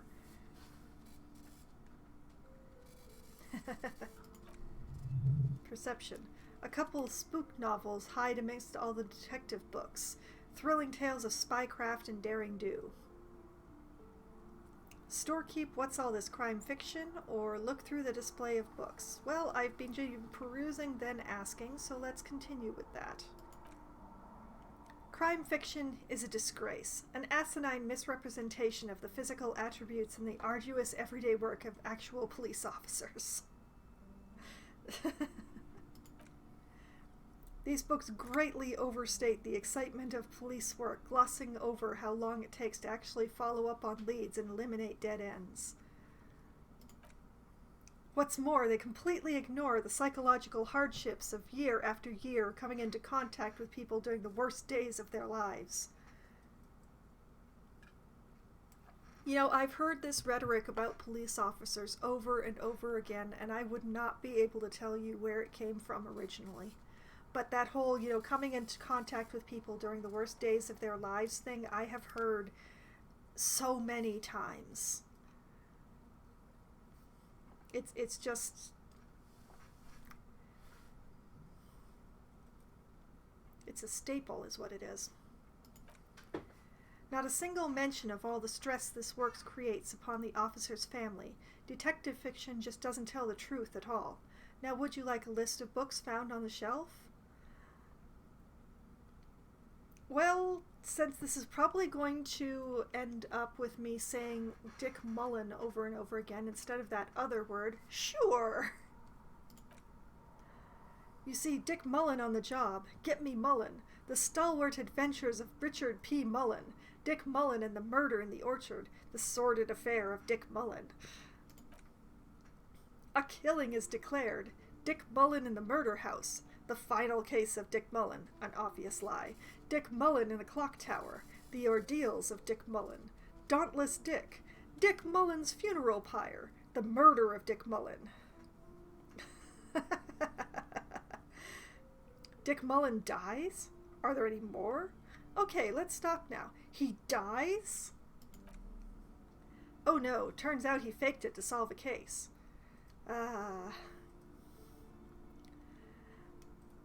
Are there any more?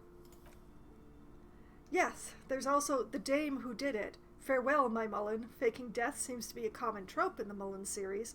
The Morbid Tales of Dick Mullen and A Dark Tide Turns. Tragedy Calls for Dick Mullen, another one with fake death. And, of course, Dick Mullen, the murderer. In order to catch a murderer, Dick Mullen must become the murderer. I get the feeling that this is one of those ghost-written series where there's actually like about 80 people who are writing the books, but it's all under the same author name.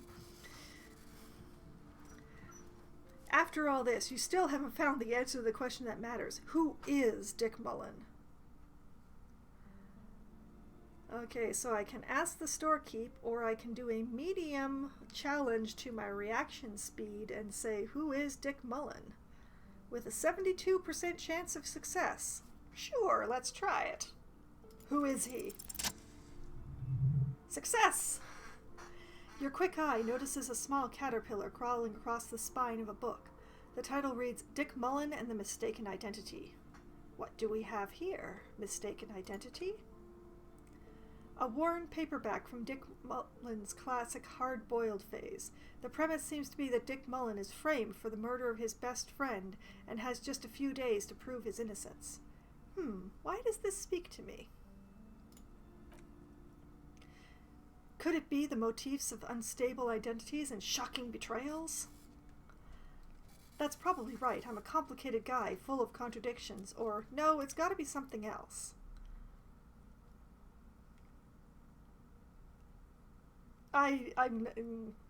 No, it's gotta be something else. Perhaps you're drawn to the dark and noirish atmosphere. Yeah, I'm pretty intense. I'm all about that dark stuff. No, that's not it either. Is it because of the smoking dame and the slinky red dress on the cover is giving you a hard-on? Oh, right, that's definitely it, or what? No, that is not what's happening. No! Yes, it is. The bulge in your pants is embarrassingly obvious. I should have agreed to one of the other ones. Electrochemistry success. Yay. Relax, it's not that bad. Also, this means that your blood flow is returning to normal. Good news, really. Something the matter, detective? Nope, all good here. Casually adjust your pants. Kim, would you describe this woman as a smoking dame? I'm just gonna casually adjust my pants. The lieutenant nods. You think you detect the faintest trace of a grin on his face, but you can't say for certain. And apparently I can buy that particular novel now for $7.99. The books are getting progressively less expensive. What's all this crime fiction? Oh, crime, robberies, murders, she lowers her voice, even sexual crimes. We're fortunate to have Dick Mullen and his stories to sort all that out. You're a police officer, apparently. You should buy all of these. They really do teach a person how to be a proper detective. Oh, she's a terrible salesperson.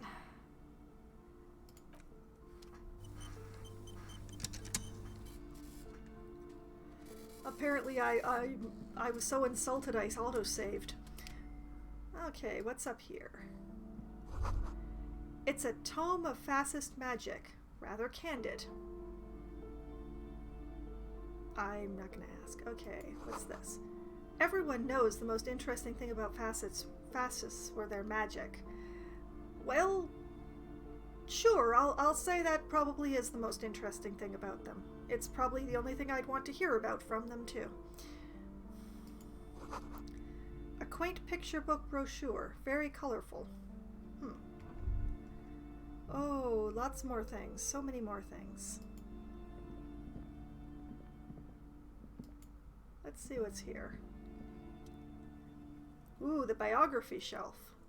The plaque on the shelf reads, Biographies of Famous People. You see a large variety of names, none of which ring a bell. Storekeep, anything of note on this shelf, or look through the display? Well, look through the display. Browsing through all the books with their names makes your head spin. None of these seem important or relative. It's all just vapid egotism. Suddenly, a particularly odd title catches your eye. It reads, High Speed Love, the tragic true love story of Jacob and Alfie Delatraz by one Cecilia Averbrook. What's it about? High Speed Love chronicles the romance between two of the finest tip-top Tournai racers in history. One of them is the madcap driver Jacob. His blonde mane graces the cover. Next to Jacob's life story, you see a slim biography of an Occidental rock star called the Anti-Star. He's famous for shooting morphine into one of his eyebrows and eyeballs and cocaine into the other. Just to balance himself out? Or because he didn't want to see anymore? Next to that, a Revicolian radio personality, Guillaume Brevy, stands in front of a rundown drug den. He's a permanent fixture on Channel 8, reporting on real-life crime and ruining cops' days.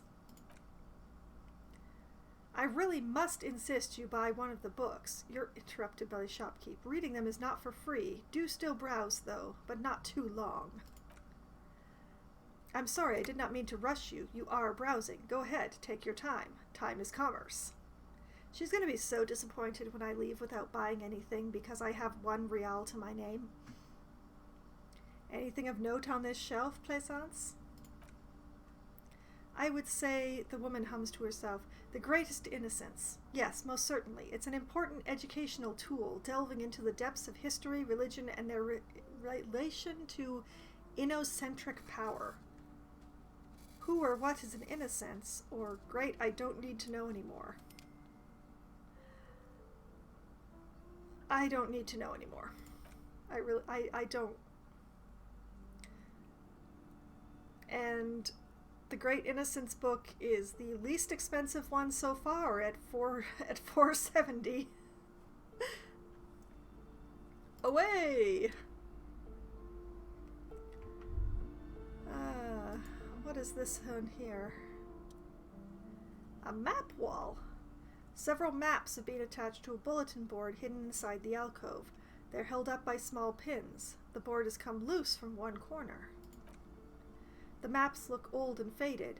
Your eye catches a map of Insulinde, a map of Revicol, and a map of Martinez. You know, I'm here, so I'm going to look at the map of Martinez. It's not really a map, it's a tourist thing. A picture postcard with buildings on it, drawn from an isometric perspective. A date in the upper right corner says 48. Oh my, that's old. Still, it's detailed. Could be pretty useful for scouting ahead. You see the jagged boxes of an industrial harbor, even the whirling in rags there.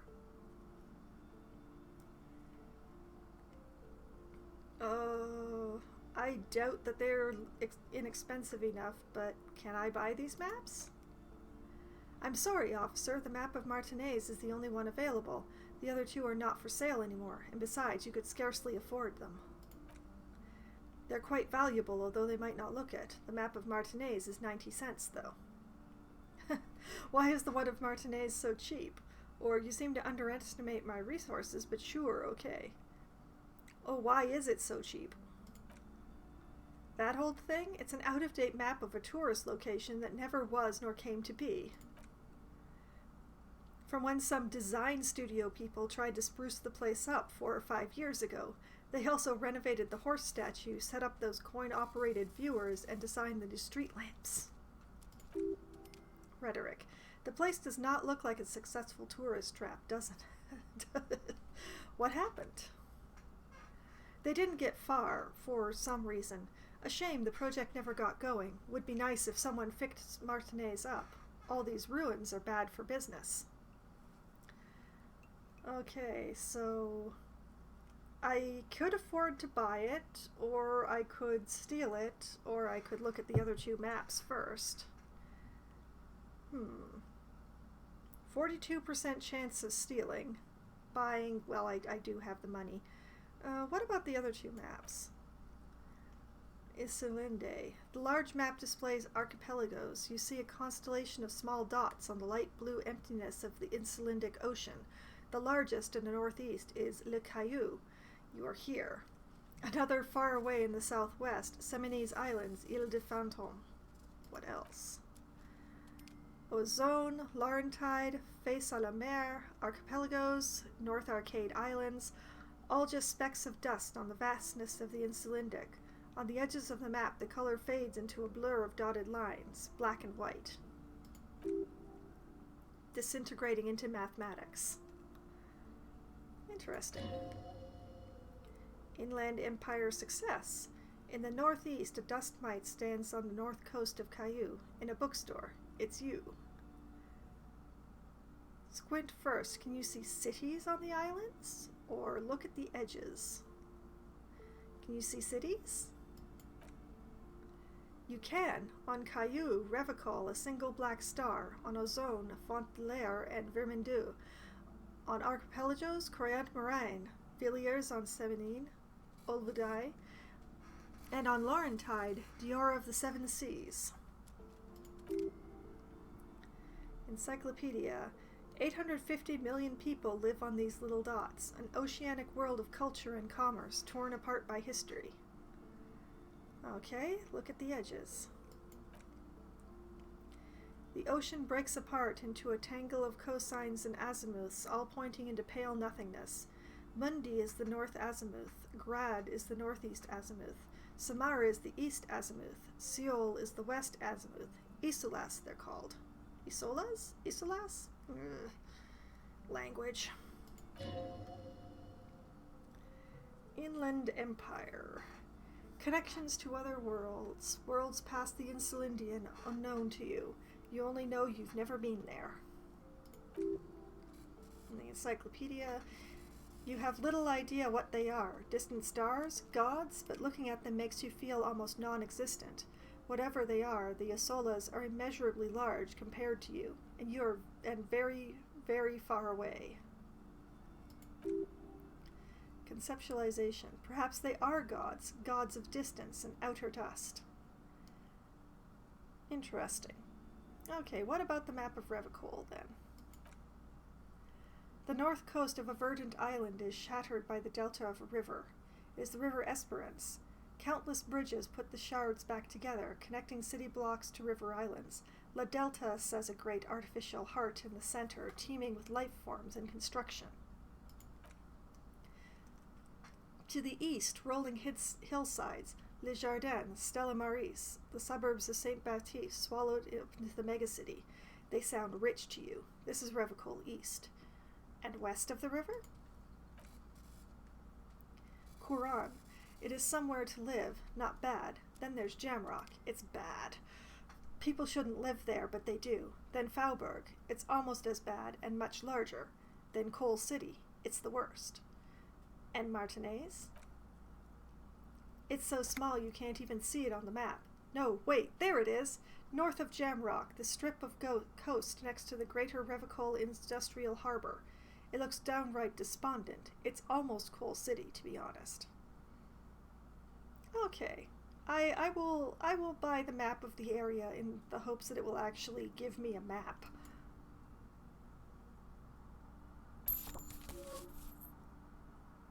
Now I have 85 cents. I have 85 cents. She nods. Always good to be informed of your surroundings. Okay, well, what's over here? Another boring book, just discarded. Okay, let's see here.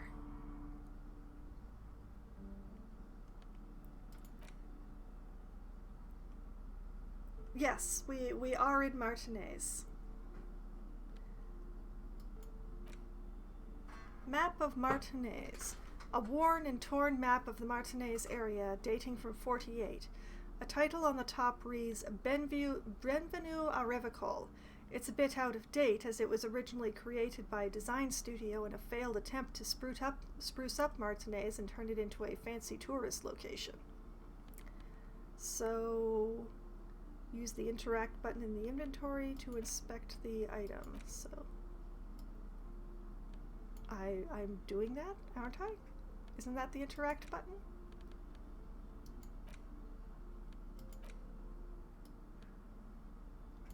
Or no, I'm missing the big interact button.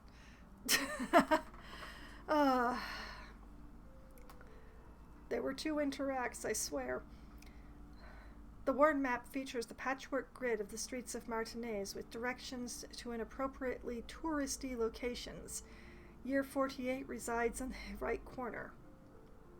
Trace a path through the grid or put the map away. Trace a path? Shivers. Your finger moves through the various streets, across Rue de Saint-Ghislaine and Rue Saint-Chipert over Saint Brun and Martinez North. Finally coming to a halt on the spot where you are currently standing, although the map gives no such indication itself.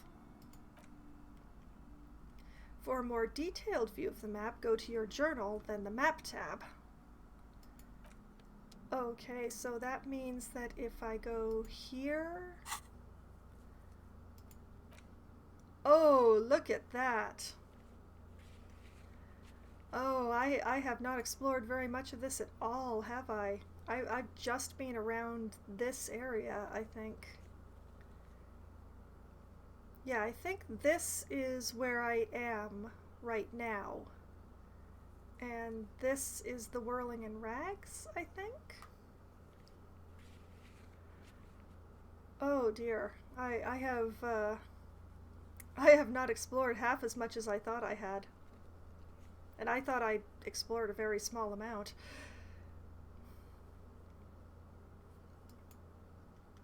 Well, that is, this game's bigger than I thought. But it is also midnight, which is my ending time, so I think I'm going to save looking at the other...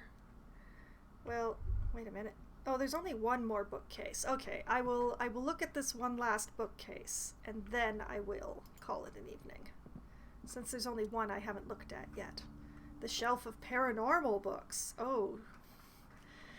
This bookstore is not strictly about crime, romance, and biographies of famous people. There's also a wide range of paranatural literature. Look through the shelf or storekeep. What books are these? Interesting. Let's look through it.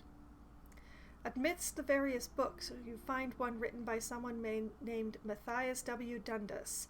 It's about wholeness, unity, balance. Rhetoric success? These three things are very important to the working class mind. The point of the book, and many others on this shelf, is to give people medicinal advice in situations where they don't have access to paid health services. How does this work? Or, interesting. How does that work? It serves platitudes while also telling everyone that traditional medicine, the kind people don't have access to, which costs more than this book, is garbage and would only give you cancer anyway without even curing your cold or anything. Wholeness, unity, balance, on the other hand, can basically take care of anything, though it is important to note when it's up to your mind to heal yourself, then it's because of your mind that you're ill in the first place. Oh, right then. Does the book say anything else? Or, interesting. Does the book say anything else? The book features chapters on topics such as how to find magnesium. It even lists plants you can harvest magnesium from, how to continue drinking if you're an alcoholic who has destroyed his liver, and there's even a chapter on the ancient Sarai's tradition of using duck gallbladder preservatives to treat and prevent sexually transmitted diseases. Pre- and post-factum apply. Nothing worth buying. Oh my. Storekeep, what books are these? Sir, please, no browsing in that shelf. She narrows her eyes. That wisdom is not for free.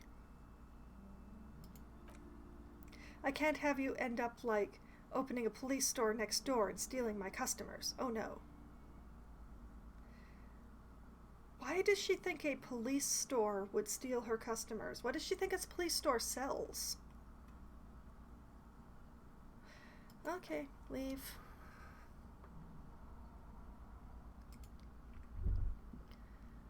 Okay, yes, that is all the bookshelves, which leaves only the curtain downstairs, so I will go down there.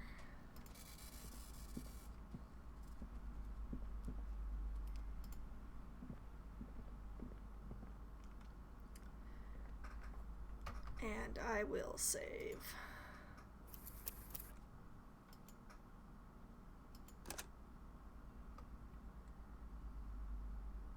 And that way, next week when I play again, I can start by getting her angry at me by opening that curtain. Thank you for the follow, Elf Planitor. Okay. And that is, I'm just wrapping up the stream here, because it is midnight. And that has been a fairly productive stream. I've made it away from the hotel for the first time in all of my playthroughs. If you want to watch any of my new playthroughs, I've gotten myself a chatbot so that I can do this now. And all of my previous playthroughs are available on my YouTube channel, where I've uploaded them completely unedited. So you can see me wandering around Disco Elysium and trying to figure out what on earth is going on and what a terrible human being I am. And this episode will be going up sometime during the week, definitely before next Sunday. So that all will be on there. And so next week we'll be starting with attempting to investigate behind the curtain in the bookstore and possibly getting the clerk more annoyed with us than when we ask her to buy books that she doesn't approve of. And I hope to see you then. I also stream Among Us with a group of writer friends of mine on Wednesday evenings from 7 p.m. to 10 p.m. Eastern Time, and you all are welcome to join and watch me and laugh at me attempting to play that one as well, because I am possibly the worst imposter that has ever played the game of Among Us, but I really enjoy playing with these friends anyway. So, have a good night, and I hope that you all have a good week as well. If you don't come on Wednesday, I hope to see you again on Sunday, and good night.